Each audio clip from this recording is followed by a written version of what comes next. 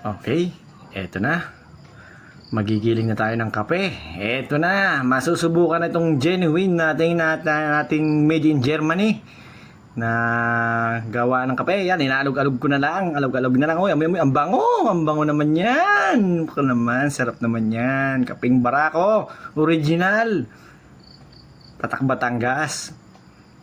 Yan, Iyan na po, hinalo na, iniikot na ang ruleta ng kapalaran.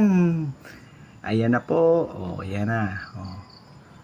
Iniikot-ikot, walang sinabi ang Starbucks dyan.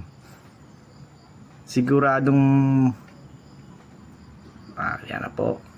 Mga ilang ikot lang yan, unang giling po yan, unang giling. Unang giling ng kape. Yun, tingnan natin sa video. Eto na, yun medyo magaspang pa. Isasalang ulit ng isa pa yan. Sinalang na uli ang ating kape na yun, anong sinabi ng paring Michael B? Ika nga. Di ba wala ka ng pera o ba't ka pa bumibili? Yun, hinikot na. Tinetesting.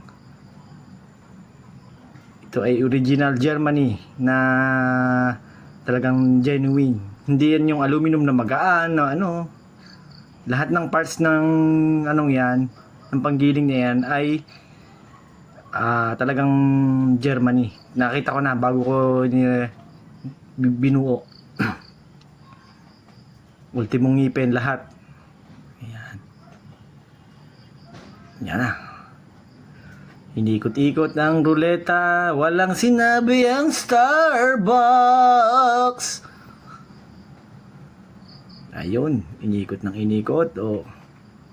Di ba wala ka ng pera o ba't ka pa bumibili? Yan na ang pangalawang halo. Yan na ang pangalawang bayo. Pino na. Great taste, kapeng Barakong puro. Yun, magpakulo na kayo ng tubig at isasalang na. Iyon. Ayan na. Kita naman Pinong-pino. Yan Iyon, ang bango naman yan. Sarap naman yan mamaya. Ganda naman yan. Okay na. Ito ipapakita natin kay boss kasi inaalo ko to kay boss Toyo. Kay Boss Toyo ko to inaalok itong unit na to kasi antique ito. Yan. Hindi yan yung ordinary yung nabibili natin na 2,000 plus. Sa Shopee, hindi yan. Yan ay genuine.